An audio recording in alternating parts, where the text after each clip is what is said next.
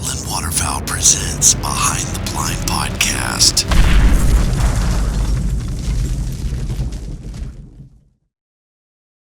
Back for another edition of the Behind the Blind podcast from Heartland Waterfowl and brought to you by Double T British Kennels. For more than 20 years, Double T British Kennels have been importing dogs directly from Great Britain to build superior bloodlines. Their top-of-the-line dogs are proven in the field in major field trials. Check them out online at britlabs.com and tell them Heartland Waterfowl sent you. Matt Bankston, Sean Wood, Logan Burditt, I'm Ronnie Philips. We are in Oklahoma, and we had a hell of a first day, man. Hell of a first day with Sbar Outfitters. And like the saying goes, the wind comes sweeping down the plains. It was not sweeping down the plains, but we still got them. Is that what they say? Isn't that what it is? Is that a Cue's song? the Oklahoma fan. Oklahoma, where the wind comes sweeping down the plains. Cute. How does that? Do you know the song? Not by heart, no. Oh, Aren't you a fan? Yeah, but Do you know what fan? Do you know what fan is short for? Yes, I do. What is it? oh, put him on the spot. Whatever. Put him on the spot. Whatever. It is short. Okay, It yes. is short for. I'm a big college football fan, but I am not your diehard. I know the fight song, all that shit. Okay. Well, fan stands for fanatic, which means then I don't think you are an Oklahoma fan. Okay. He was just wanting you to sing your fight song. Would you like me to? Yeah, let me hear it.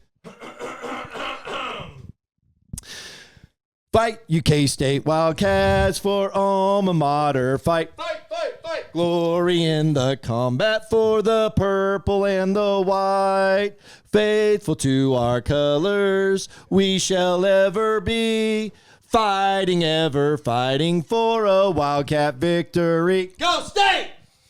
Now that is what you call a fanatic. Yeah, Yeah. Didn't you go to K-State? I did. Did you know the fight song? I do. Do you? But Why didn't you? Could you I not sing with you? No, why, probably not. Why not? Did you? You could just say the words. You don't have to like carry a tune. Oh, sorry. Okay, put me on the spot again. Yeah. damn it. Can we All right. move on to the outlaw moment? I think that's mine right there. Hey, first of all, big shout out to our friends Jake and Tyler, Sbar Outfitters. Thank you for having us back. Man, we loved our first year with you guys, and we were so grateful to get the opportunity to come back.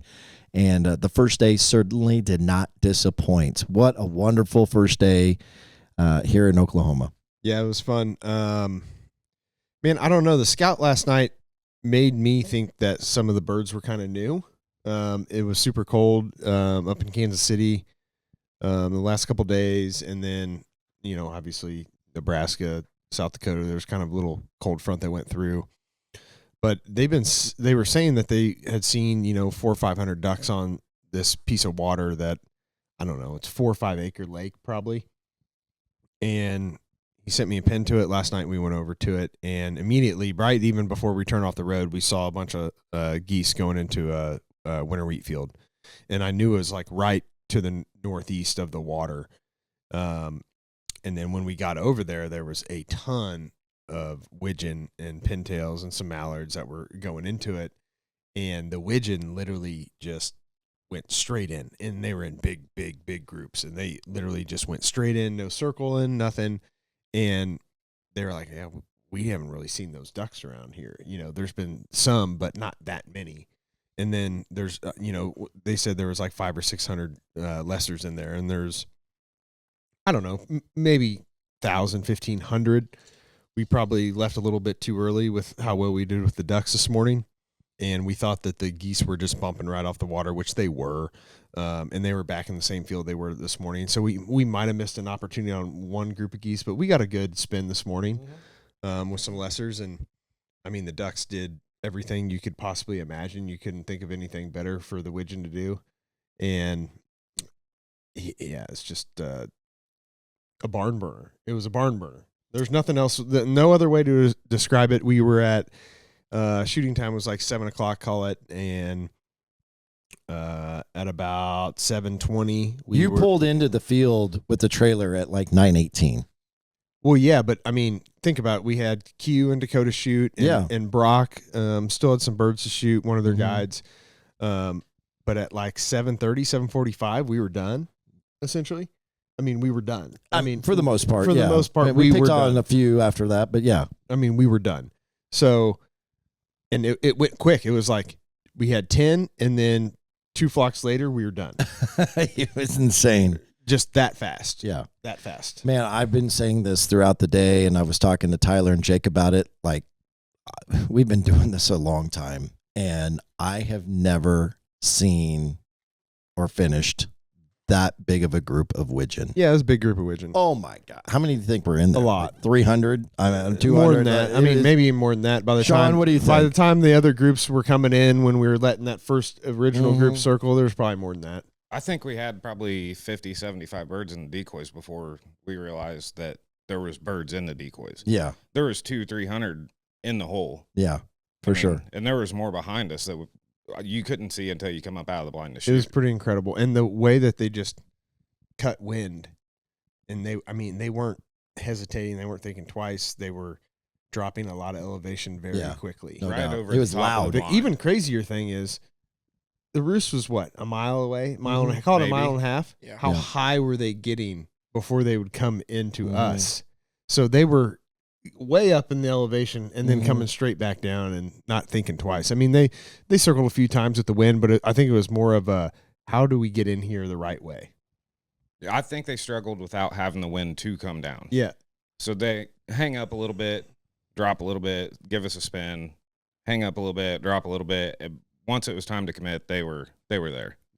Couple of my takeaways from this morning was, like, if you've been doing this long enough, and Sean and I talked about it on our scout tonight, like those first couple volleys that come in at first light are always the best. Those are my favorite because they are committed. They are aggressive. They're ready to eat, and there's no hesitation. There's no circling around doing duck things. They give you that one pass, cut back, boom, they're in the hole. And we just molly-whopped them. Oh, yeah, we smacked them. Especially the first day, first hunt. Yeah. First morning. You've got the excitement. You've been traveling. You're looking forward to a hunt, and then you get a show like that. Yep. The other thing that stands out, and I'm going to sound like negative Nelly here, but like the weatherman kind of screwed us today a little bit. We didn't have a lot of wind, but that wind as the sun got up started to be in our face, and we were expecting it in the complete opposite direction. So when the big mob of widgeon actually did come in, they were actually kind of finishing away from us, ass to us, butt to us. So that was, man, I just keep thinking, man, if we could have had that the way The same point in time, though, if you had a strong wind today, those birds don't probably sit down That's true. because of the wind, and then they also obviously get out way faster, right? Mhm. They couldn't get out. No. Yeah. I mean, we were just picking them off. Like the initial volley was a lot of shots, but then it was boom, boom, boom, boom, boom. Mhm. Picking the birds that were just peeling out of the decoys. So, yeah, I mean, we were really just cherry picking birds, and that doesn't happen that often, right? There Especially was some with, shooting that went on, too. for sure. I mean, you get big wads of birds like that. It's hard to pick a target. Mhm. And there was a lot of birds that fell in a short amount of time because people were shooting their lane and their bird. Yeah. I think we ended up, with a total of 45, 45 ducks and 11 geese, something like that. something like that. 10 in a speck, I think. Yeah. I mean, that's an incredible first day of hunting. I mean, Essentially by 8 o'clock, too. I mean, it was early. Yeah. It's not like it lasted. I mean, I was walking to the truck at 9 o'clock, and that was because we just were watching birds finish, right? Yeah. We were just filming stuff, and there was more groups coming in. We already pulled the mojos thinking that more of the geese were going to fly, and they just bumped over to the field off the roost. And so we were like, all right, we're done here. We're perfectly satisfied. There's no need to blow. Like we had, Brock. Brock could have shot a couple more birds. Q could have shot a couple more DT. birds. DT could have shot a couple more birds, but we're like, there's no need to just burn these out of here. well, and the other part of that too was that the pintails and the widgeons were kind of getting intermixed, and we had already limited out on our our pintails, and now you're just kind of playing with fire. Yeah, you're just flirting with disaster. Right. What do they call that? Secondary fire. That's not the right word. Well, and at the end of the day, they have other clients that are going to be here after we're That was gone. true too. Yeah, you we don't wanna want to just out that burn field. everything Yeah, up. exactly. You don't want to burn that up. especially with the big groups that were finishing like that. All right, we shot into the big wads twice, Right. and then we watched them probably another 3 or 4 times, just circle around, and by that time we already pulled the mojos. And if we had the mojos in, they wouldn't even have thought about circling. They would have just came right in my opinion. No, I agree. So awesome first day. Before we go on a little bit further with some of the other stuff that we're going to talk about on this particular episode, I want to recognize a couple people that I've already introduced here on this particular episode. You might remember Sean Wood. We've been hunting with him for many, many, many years. Can I say formally a guide or just like how do you want to word that? Part-time guide for Tornado whenever Alley he Waterfowl? wants to work. Anyway. It's a little bit more complicated than Let's that. just say that he's still a part of the Tornado Alley. You don't Waterfowl tell Brandon family. when you want to work? No. I mean, when you got guys I'm from giving out of you a hard town, time. You want to get them to work, and they're there. Tell the viewers who was in your basement. Who's the creepy man in your basement? So there's kind of a running joke because Everett is in my basement guiding in the place that I guide. Yeah. And here I am on the road with you us, guys. where it all started with him. Borrowing his And clothes. It's like you guys. I mean, how can you make this up? This is so much better, though. I'm having fun. This is so much better. Having fun. Yeah. Yeah. You actually work. You stubble blinds. You set decoys. You pop up to shoot and you actually kill something. Yes. We can go. The list goes on. You can remodel a bathroom better. No.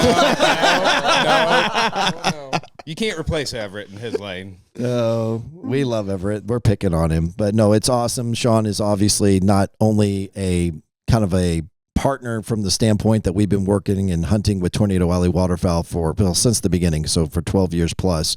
But through those years, we've got a very special bond and friendship with Sean. And so when an opening came available, we wanted to reach out, and it worked out with his schedule that he could come to Oklahoma with us. So it's incredible to have him here.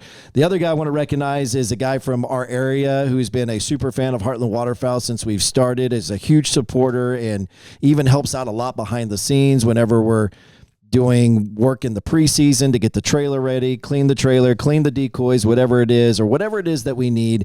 This guy is always the first one to jump in to help out. Ladies and gentlemen, Mr. Matt Bankston, glad to have you here, sir. How you feeling? Glad to be here. Yeah. So what was your kind of... How much fun did you have? Yeah, what's your takeaway from after this first day with us? So from the scout last night, watching the widgeon from the road dump straight, and then we got on the spot, and then this morning... When you have that many birds finish that close and you can hear the wind off their wings over the people calling, it's just, you can't replace it. Yeah. Have you ever hunted outside of Missouri before? Hunted Arkansas once. Okay. So this is kind of like outside of the state other than Arkansas. You've never been to Oklahoma. You haven't been to Kansas, Canada, anything like that before. No, totally different experience. So way different style than you're used to hunting, right? Yeah. Definitely never used tumbleweeds before. True.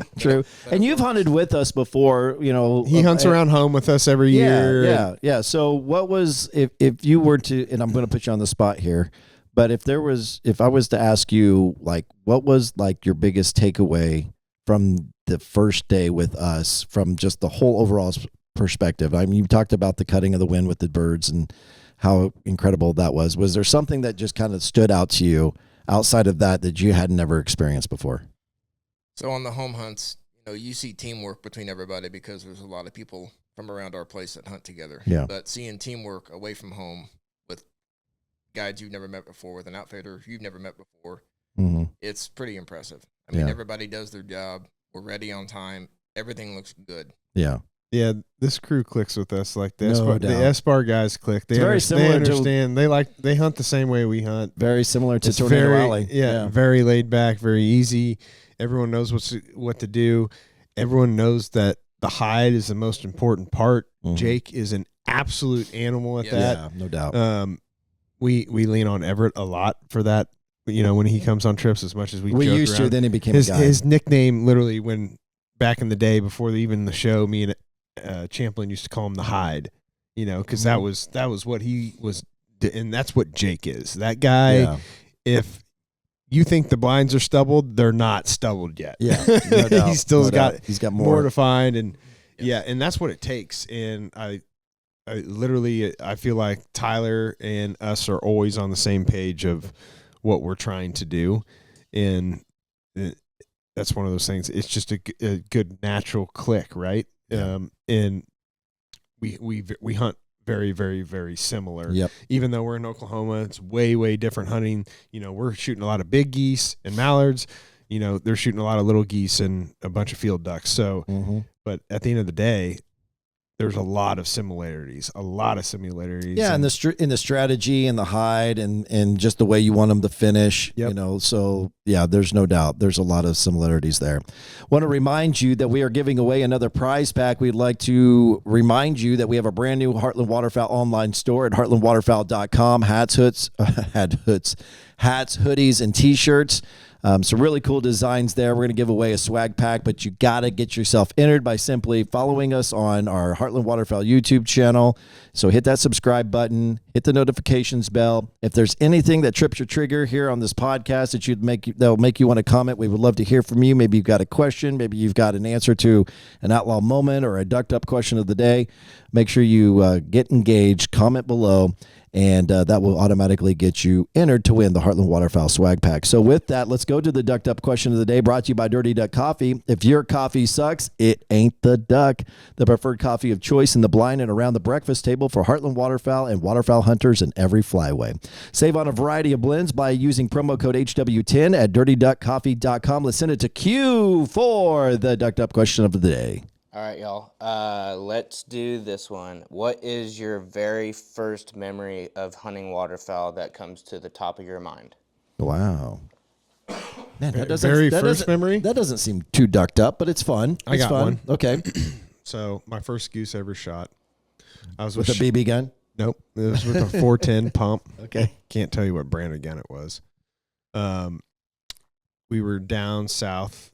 I was with Sean and Shane and Rex and my dad, and we were in a waterway laying under like burlap, and we had the giant Super Mag shells. And by the way, Rex is part owner of Heartland Bow Hunter. You've probably seen him on there. Shane is Sean's twin brother. Yes, and this single goose, circled for eternity, and finally came and landed, and I shot it, and it was not going anywhere. It wasn't dead, but I remember Rex immediately, just like you would, with clients or anybody, you're shooting the cripples or anything. He did that immediately. Like it was boom and boom. Gotcha. But that was, essentially the first goose that I shot. I don't know how old I was. I can't take remember. a guess. I don't know, 9, 10. Wow. Somewhere in there. Wow. So were you totally pumped? Did they get out, get the goose? Was it? I'm assuming it was a greater. Yeah, it was a big. Probably goose. I don't bigger than remember, you. But the one thing I remember is we're just laying in the waterway with burlap. Like me and my dad are laying down on the ground. You just don't do that anymore. Yeah. None of that stuff exists. Yeah. People don't do that type of. It was just, I don't know. It was a great experience, obviously, and I remember it. But it was one of those things. Just like. We could have thought of something better. Sure. But that wasn't a thing, Yeah. It's crazy how much waterfowl hunting has evolved, and we would never in a million years think about doing that now. Yeah. Every time that we see a progression in it, though, we end up reverting back to something different. I agree. Silhouettes is a great point of that. What was that? 7, 8, 9 years ago, no one ever used silhouettes ever again. They thought it was the plague, and then boom, here they come again. And we had a lot of skinnies out today. We put the skinnies out today. Yeah, lots of them. And we're going to put up a lot of out tomorrow as well. And they worked. They do. Those Tingle-free, fully flocked skinnies. You should check those out at tinglefree.com. Yeah. Look at that little tidbit. I'll tell you what, man, no shine, and they're dark. I love how dark they are. Or the lack of shine. I said no shine. Oh, you said no shine. Sorry, I thought What'd you said. say? I thought you said only the shiny. Shine. They're only shiny. So this actually, my memory is kind of twofold, but it actually ties in our sponsor with Dirty Duck Coffee. I'll start with, we were talking in the podcast last week. My first actual waterfowl hunt was with my best friend Jake, who was on that hunt with us over Thanksgiving weekend. And the Big Blue River comes through my hometown of Marysville, Kansas. And he asked me to go. Had never done it before. We're making a makeshift blind on the riverbank. Shot like one duck that came traveling down the river. I mean, it was nothing spectacular. And it wasn't even that hunt that got me into waterfowl hunting until a few years later when I got introduced to Buck Heath, who is part owner of Dirty Duck Coffee. And he actually invited me out to central Kansas, which actually wasn't too far from my hometown, to go on a upland hunt with him and his family. And a big old cold front came through and a ton of snow got dumped on us. And so we were the night before could hear the snow geese migrating overhead. And he was like, man, forget these pheasants. Let's go back to his place in Mountain City, Missouri, and let's shoot some ducks.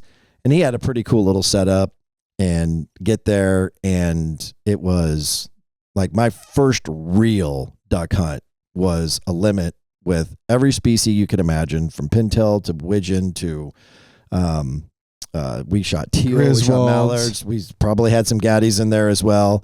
And it was just that cold front had just moved these birds in, and it was just a sky filled with waterfowl, with ducks in particular. And I just remember being like, I'm hooked. I'm mesmerized. I didn't even know all the duck species then. I knew what a mallard was, but I didn't know what a gadwall was. I didn't know what a pintail was. And so it's funny that he was the one who really kind of introduced me to this.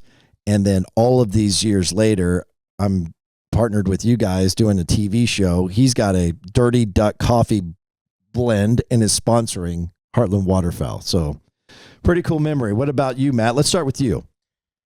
5 or 6 years old. Father took me to Smithville Lake. In Missouri. First duck was a spoonbill hen. Okay. A grinner. You smashed it into the mud. No. No, that was my first memory. A lot of hunts and a lot of good memories after that. Yeah, cool, man. What about you, Sean? My waterfowl career took a few different leaps. So I grew up hunting as a kid. Leave that mindset behind, get into high school sports, cars, whatever. Got completely out of it. Women's what brought me back into it. Believe really? It or not. My Okay. wife's family is big into waterfowl hunting. Well, you know, I'm the boyfriend, right? They don't want to take you all the time, but I was asking to go all the time, not only to spend time with her, but to get back into waterfowling because I realized I really did love it. Yeah. The memory for me, though, that sticks out as the first solo hunt I ever took with my first dog of my own, by myself, you know, packed into a marsh, just dumb luck. Opening day of season, can't find a mallard to save my life. I knew there was a bunch of coots that had swam into my spread. I get one greenhead that comes on just a high mile-an-hour pass. I take 3 shots at it, miss every shot, and realize that there is just devastation behind where I was shooting of these coots. Ironically, my dog's name is Coot, and this is her first death hunt. And she is out there chasing these coots for an hour. Oh, my gosh. I didn't even know what to do with them. I didn't realize that they were there when I pulled the trigger, obviously, but yeah. The obvious question, I think, for me and anybody who's watching this is what inspired you to name your retriever Coot? Like, of all the different names, you chose the Coot. best duck there is. No, I mean, They're not even a duck. They're like a chicken-footed duck. Yeah. Everett shot they're one a today, swimming so- chicken. Everett shot one Everett today. shot a Yes. coot today. Of course Guiding. he did. Of course he did. Yeah, you just replaced him. Hey, Everett, you're fired. That's my Trump dance. If you got to watch it on YouTube. Cool. All right. Well, let's send it to the guys behind the board. Q, you got a waterfowl moment that you remember the most getting started? I sure do. This joker here was supposed to be there, but he wasn't. He must have had to work or whatever. I was 16 using a Beretta A400. Wow. Cornfield goose hunt, and I didn't shoot anything, but I had the time of my life. I grew up deer hunting since I was little, and I said, yep, I'm going to do this from now on, and stuck it out since. And what did you do today?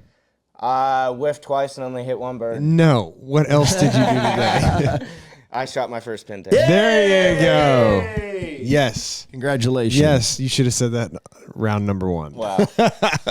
Somebody was gonna expose me. You're right. You're right. You're right. You know the crowd. He knows the crowd. He knows the crowd. Here, He knows the gotta crowd. have tough, What do you tough got, skin. DT? You're back in the business here. So I missed out on the question, but I think Q filled me in. This is like first waterfowl memory. Yeah. Yeah. I kind of have like a messed up answer, but it's my answer. Me and Sam. Sam was a waterfowl hunter. Sam Banks, by the way, check him out, Nashville artist. Yeah, he was my friend. Still your friend. Still my friend. We love you, Sam. He does too. Some days. But no, so Sam was a waterfowl hunter at the time, whenever we were in high school, and I just deer hunted a bunch. And we made this like deal, like this like pinky promise deal, like I'll take you deer hunting. That's exactly waterfowl hunting. laying in bed with each other. Yeah, probably laughing and giggling, yeah. So he took me a couple times, and I remember like the first time that we went, we set up on a pond, and we were like grassing in layouts, and I was just like, I thought you just set them out there. I didn't know that you had to grass them in and do that, but we didn't end up shooting anything for like the first 3 times that Sam took me. I started working at Bass Pro, went with a couple guys, and I went on a teal hunt, and we went to Bob Brown and went on a teal hunt, and before shooting time, we had teal, like 100 teal. Are we talking like early season blue wing teal? Yes. Okay. Just whizzing by you, jetting by you. In the decoys. And I'm like, me and Sam had went on 3 hunts and didn't see anything, Right, and like it didn't right. go well. And all of a sudden, then I'm like, they are here in the decoys. yeah. And they're like, it's not shooting time. We can't shoot. We can't Oh shoot. yeah, first light birds. Yeah. So that happens, and we don't ever shoot a duck Oh. on that hunt. We go to, but I'm still hooked. Like after that, like having that experience of seeing the birds and the decoys, I'm like, oh, so that's how that happens. And then we went, and I went on a handful of different other hunts, but I remember I went to the Odessa Reservoir, and we went and hunted there, and we shot 1 duck that day. I shot 1 greenhead mallard, and I toted that thing around like I shot a limit, dude. Like, but it was just so cool for me to just like hold that bird. I'm like, well, I finally did it. Like I shot a duck, and I had a greenhead. How old were you then? 16, 17, Okay. probably. Okay. And it was just so cool. And I just remember that. I'm like, okay, we got to replicate that. And then we started shooting piles. And then you're like, holy cow, how do you duplicate that? You know? And then now being blessed with being on the show, it's like, Yeah. oh my gosh, we've crossed off every box that you could cross off. And Sure. Shot more stuff and seen it every way that you can see it. Although, thought I could see everything and have seen everything, but those widgets today were nuts. It was nuts. Man, I really don't think we'll ever see that again. That was so incredible. Your job is to portray that how we saw it today Yeah. on the episode, Yes. which is a Which, very, by the way- very tough thing to do. Which, by the way, that episode is coming out on December 22nd. That's a Sunday, December 22nd at noon. Mark your calendars, or just hit that notifications bell, and then you'll be reminded with a pop notification. So we asked for a memory, and Dakota just gave us about 5. Unless you want to, no, I'm just giving you. Got any more? Hey, actually, Dakota, I do need you to do me a favor. We need a couple outlaw beers. Can you get a couple outlaw beers? Because we're getting ready to go to the outlaw moment of the day. This is one of those, if you're just now tuning in, never seen a Heartland Waterfowl Behind the Blind podcast, it's a funny or good vibe, badass moment from our day. It's brought to you by Outlaw Beer. America deserves a new light beer. Outlaw Mile High Light Beer, brewed by Tivoli's Brewing Company in Denver, Colorado. They are the official beer of Heartland Waterfowl, and you can learn more about them at outlawbeer.com. Available now at most beer retailers. And if not, thank you very much. And if not, make sure you ask them to begin stocking Outlaw Beer immediately. Ready? 1, 2, 3. Here we go. Hell of a first day today, boys. Cheers. Toast. All right. Yep. Cheers. Yeah. Cheers. Here we go. Yeah. Whoop, whoop. That was fun. That really is a damn good light beer. Well done, Outlaw Beer. Well done. So the Outlaw moment of the day.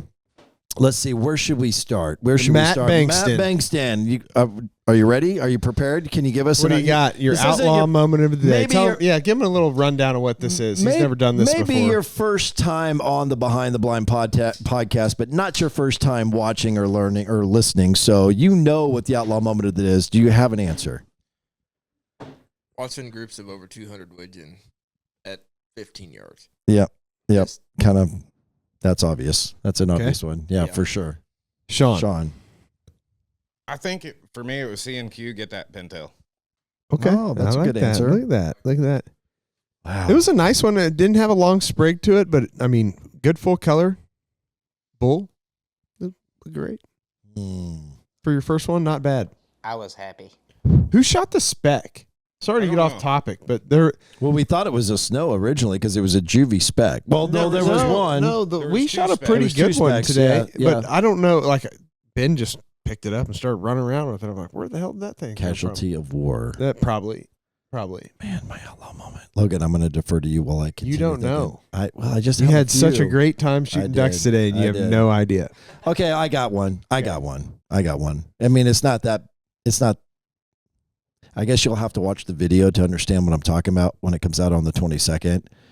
Well, we all shot pretty darn good today. Like even Jake was talking about, how there was a lot of good shooting, and I don't know if I should say this. Maybe you can say this as a guide. As a guide, it is one of the most frustrating things, with the exception of birds doing something that you can't predict, is hunters doing something that you can't predict, like missing, flock shooting. Right. And it's so defeating to watch birds like that and Yeah. then them not. Not kill them. Yeah. Right. And we were crunching them, and Jake was saying as a guide, sometimes that Not all the time. not all the time. I'm trying to figure out without just completely throwing all of their clients under the bus. But you just gotta. It's not just their clients. It's Some of these across the guys board. hunt 3 days a year. yes. Yep. Thank you. And they Thank don't you. pick up a shotgun any other time. Right. And it doesn't matter who you are. If you shoot a shotgun 3 times a year, you're not going to be as good a shot as somebody that shoots it 30 times a year or 10 times a year or 100 times a year. Well- the more you practice, the better you get. Yeah. It doesn't matter what you're doing. Right. And part of It's it's just the excitement how it of works. right? Yeah. Even us, we've done this for years. Seeing something like that, Yeah. the excitement. of Another it gets example. you in a Some people different frame shoot of mind. better sitting on their butt out of a layout blind. Some people shoot better standing in a panel blind. Yeah. Sure. It's just part of it. Right. Yep. People shoot differently. Some people can't shoot the left to right shot to save their life, but the right to left they hit every single time. Yep. Some people can't hit a bird coming into them, and they can shoot a clay pigeon going away from them every time. They can shoot trap, but not sporting clays. Yeah. Yeah. My first group of clients, I'll never forget it, because the first hunt that I ever guided, first day in the field, we are shooting field mallards. And these guys are from a place where they're shooting wood ducks. And I mean, wood ducks fly at 60 mile an hour, and you don't have any time to lead them. It's a reaction. Backpedaling mallards at 30 yards is something they had never seen. So they get the excitement of that. And then they don't know how to shoot at a bird that isn't moving. Yep. I take them to a spot the next day where some widgeon or some high flyers, and they are shooting lights out. And it made sense to me then. They had never tried to shoot at something like that. One of the ones that I see a lot on videos online is hunting out of panel blinds, and someone calls the shot, and the people haven't hunted out of panel blinds before, and it takes them, by the time they get out, the birds are already doing the straight rise. up, Yep. and they're, you're not getting the money shot, so to Mhm. speak, right? So you're already a click behind, and Yep. then it's kind of a recipe for disaster, right? Mm-hmm. And it's just part of it. It is. It's part of what it. you're here for. You're here to guide people that don't do it on a normal basis, and that's what you have to deal with, Well, unfortunately. and all of us have on days and off days. for sure. That Yeah. doesn't- I botched a call today on the widgeon. You with the really wind. did. I literally was You- like, shoot him, and oh I my gosh. wanted to retract my statement. I wanted to retract your statement too, because that was a really good group. Yeah. No, But guess, we did it end up happens. okay? Yeah, it ended up fine. It was. And that's how it happens with guided hunts with clients. Yes, it yes. ends up okay. Yep. So to bring this completely full circle, and thank you for Sean and Logan to make this sound a whole lot better than I was afraid that it was going to sound. We shot good. We got them, and there was, I don't know, there was a pack of I'm going to say 8, maybe 10, and it was like pop, pop, pop, pop, pop, Done. and Gone. we mopped them up, and I just Yes. maybe got a little excited. I was like, wow, we mopped them up, And I turned around and looked, and that camera is right here, and I was like, man, I probably look like an idiot right there. But I was Chandler's gonna have a heyday with that. like, a kid in the candy store. But that was raw emotion. That was exciting, you know. Like that was just. So that was my outlaw moment of the day. So mine today is the sounds, Mm-hmm. the audio. Yeah. You had the birds cutting. Did you get a chance to listen to it? The birds just cutting wind behind you coming in. Wachichu. Yes, you had the Wachichu. You had the widgeons calling. You had the pintail calling. You had some mallards. Although we didn't shoot a mallard today. We saw a bunch, but we didn't shoot a mallard today. All widgeon and pintails. But just the audio in general today, if you could somehow replicate that and put it into the video, it's what I like. You know, It's more than I've just seen a sound. the big groups. I've seen that, but when those widgeon were cutting so much air today, it just changes your perspective on everything. You can almost feel it. Yes. Yeah. You can feel the wind You cutting know- off their wings into your blind. You're Yeah. like, oh man, this is crazy. This is a bad example. But you know that sound, like that roar when you have a big group of snow geese. And again, that's Yes. complete. It's Great not, example. It's not the Great same. example. Great Not the example. same, not the Yeah, same. it's very much the same. Great example. No, shut up, asshole. But I think what I'm trying to say is that when you experience that for the first time, it's like a shocking, surreal feeling. Like, oh my gosh, I did not expect that.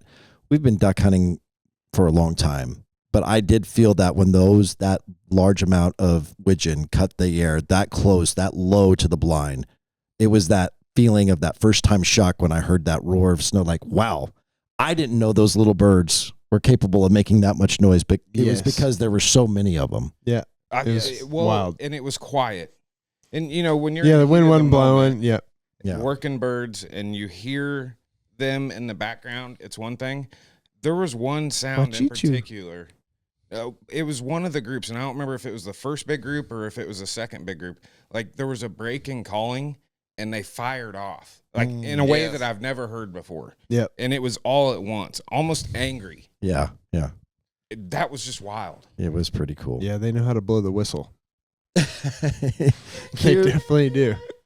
excuse me, Q, you got an outlaw moment of the day. Gosh dang. Logan, Killing the pintail. Well, yeah, but I think it was mostly, it was what Logan said, but if I were to come up with another answer, it would be just how, and Logan knows this, I was jacked this morning. I was so excited to be out today for whatever reason. Just get to hunt. We were I worked going my- down that blacktop road this morning, playing music and literally just going like this because it was like worse than a gravel road. We were jumping and bouncing all over the place. I was driving way too fast on it, but no, it was a good time this morning. We were amped up, ready to go. Oh, yeah. Just What I'm really hearing is that DJ LB was throwing down. Not me. Throwing it down on the Not ones and me. twos. Not Oh, me. That was it DJ Q. yeah, it was cute. Oh, you were throwing it down on the Yeah. ones and twos? Yeah. Come on, son. He was playing all the music you wouldn't like. That's true. That is accurate. And then he had to vocalize that when he got back to camp. So he's not really allowed in my truck anymore, actually. Hey, y'all. Mind you, Ronnie only likes Motley Crue. That so. is not true. That is not That's true. REO Speedwagon to you. Oh, God. Take it on the road, baby. All right. Moving on. Keep on going. Dakota, outlaw moment of the day. That kind of parlays into my outlaw moment. Whoever had the aux cord whenever we were setting up decoys today. Jake. Was it That's Jake. Yeah, Jake. Oh, jeez. He's the Jake cowboy. plays good music. Started out with some cross Canadian ragweed. Yeah, that was and awesome. Went into some Kanye West. Yeah. You know me. Then it went downhill quickly. Yeah. That's Turtle box was bumping all kinds of varieties this morning. The setups. That doesn't happen all the time. I love that when it does happen. I'm a big music That guy. was your outlaw moment. Outlaw moment. Well, I mean, It didn't include Drake, It was- so we're doing it was- okay.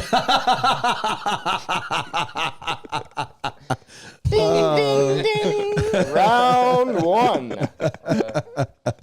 we need to look at his Spotify rap because I want to know. I want to know how many Drake plays is Nope. on his Spotify. Not going to be Wrapped. on there. All right. Yeah. No. Well, one of the things that we started talking about when we did this podcast this year, because when we started doing the podcast, we were just basically talking all hunting. We weren't talking outlaw moments or, ducked up questions. One of the things that happens when you're in duck camp with your buddies is you're talking about football. In fact, one of the things that we've enjoyed doing since we got back to camp here today was watching all the college football conference championships. So football kind of coincides with the waterfowl season. And with that, we started a brand new Heartland Waterfowl Fantasy Football League. And we are 1 week away from the playoffs. So Q, I don't know if you've got it in front of you, but Q had here on the list that we were going to give everybody an update since we've kind of throughout the season have been touching on it. To see who is going to be potentially at the top and who is going to be wearing the dress at the Heartland premiere at the end of June in Kansas The City. toilet bowl. Yes. So, Q, why don't you go ahead and give everybody the update of what's happening in fantasy football? All right, this week's matchups are me and Everett, Palumbo and Ronnie, Dakota and Dice, Coco and Chaz, and Birdman and Nate. Okay. Starting at the top of our list, and number 1 is Mr. Rat. Everett. Yep. Everett, and he's 9-4. Ronnie is number 2 with an 8-5 record. Mm-hmm. Birdman's 8-5 as well. Chaz is 7-6. That guy's been on a heater. Yeah, he has. 6-game winning streak. I should add that the guy started 0-4. Yeah, he is on a heater. Yeah. Barn burner. Yep. Kind of like us this morning. That's how he's been playing. He's number fantasy 5. football. He's number 4. Number 4. His Okay, widget have been cutting air. so we got the top 6, right? They go to the playoffs. Correct. So who's at number 5? Number 5 is Mr. Palumbo at 7-6, as well as Chaz. And number 6 currently is Nate Meyer at 6-7, followed by me at 6-7. Coco is 5-8 at number 8. DT is 5-8, sitting at 9, and Dice is in last place at 4-9. So who's in the toilet bowl right now? Currently, If nothing changes, Alex, Dakota, Q, and Coco. Coco. Yeah, Cody Beiswinger from North Dakota. I got all them teams. Man. There's some tough matchups this week because there's a lot of teams that are on a bye week this week. Like, for example, Logan's got a really good team, but one of his best players is the quarterback, Jaden. I got 3 people. Daniels from Nico Washington. Collins is on a bye too. Oh, that's right. Yeah. So I'm really struggling this week. And what's interesting about that is Nate is trying to find his spot into the playoffs, right? Because right now he's out, right? Yeah. Right No, now- he's in. Oh, he is in. If he loses and Q wins, then Q's in the playoffs. That's right. So Logan was considering not even like replacing his quarterback because he's already got a spot in the playoffs. But how bad do we? Because Nate's got a pretty decent team. He's got Saquon Barkley. Yeah. He's got Derrick Henry. Yeah. As much and a few as others. I would much rather have Q in the playoffs. So anyway, there's some interesting decisions there to make. I think I'm 30 points behind Everett, although he's got 1 game lead on a record. I've got a tough matchup against Joe. I think it's 50-50. Actually, I take that back. He's got a 53% projection to win over me. That changed in the last 24 hours. I think Everett and Q are up against each other this week, right? Yep. And 44 Q's got to to knock off the 56. number 1 guy. Everett's got a really good team. Q really needs this win against him to even give himself a chance to make the playoffs. Let's talk about the non-playoffs. So Q, Dakota, Alex, and Coco. Who's got the best team in that deal? I'm not worried about that, but that's like 4 different dress wearers. Currently right now, Dakota, I'm not worried about. You'll just rock it. That's the thing Because- about Dakota. Dakota's not very. Yeah, he's you'll not a- you'll he's just not rock a- it. Like, can we just say it as it is? And he's going to see this. And I'm here. no. I'm saying not you. I'm sorry. talking about Dice. I'm talking about Dice to do. What I was getting ready to say is that if for whatever reason Dakota were to lose and be the last place, he would own it. Like, he's not vain. He's going to be like, all right, I got to wear Red a high dress. heels, short skirt. He's going to put lipstick on that pig. Yeah. And he's going to show up to the premiere and Yeah. he's going to rock it out and he's just going to own it. Alex, on the other hand, is going to be absolutely humiliated. He's going to want to throw up. He probably is going to call in sick. He's going to be at work. He's going to have to work at the fire station. Sorry, guys. I just got called in. Yeah, he's going to come up with some BS reason for this dress wearing. Did we ever? I don't know. It's not all night. No, I think like it's just get called up on stage and get embarrassed. I think it's at the beginning. I think it's in the beginning, when you introduce all the people and was saying, by the way, ladies and gentlemen, although he was the loser of the Heartland Waterfowl Fantasy Football, formerly known as Alex Dicedoo, I introduced you Alexia Dicedoo. And he walks in with a dress, and then everybody laughs and claps and gives him a standing ovation, depending on what he's wearing. And then he walks out, changes, and then we go back to being Alex Dicedoo. I think you need to modify it just slightly. To do what? Give him the option to wear a dress all night of his choosing, or a limited amount of introduction with, say, a dress of his wife's choosing. Or our choosing. Or your I think it choosing. should be our choosing. Yeah, we've actually discussed that a little bit, and I'm indifferent either way. It doesn't make me any different. I just think it's hilarious. And at the end of the day, I would probably be just like Alex. I don't want to wear a fucking dress.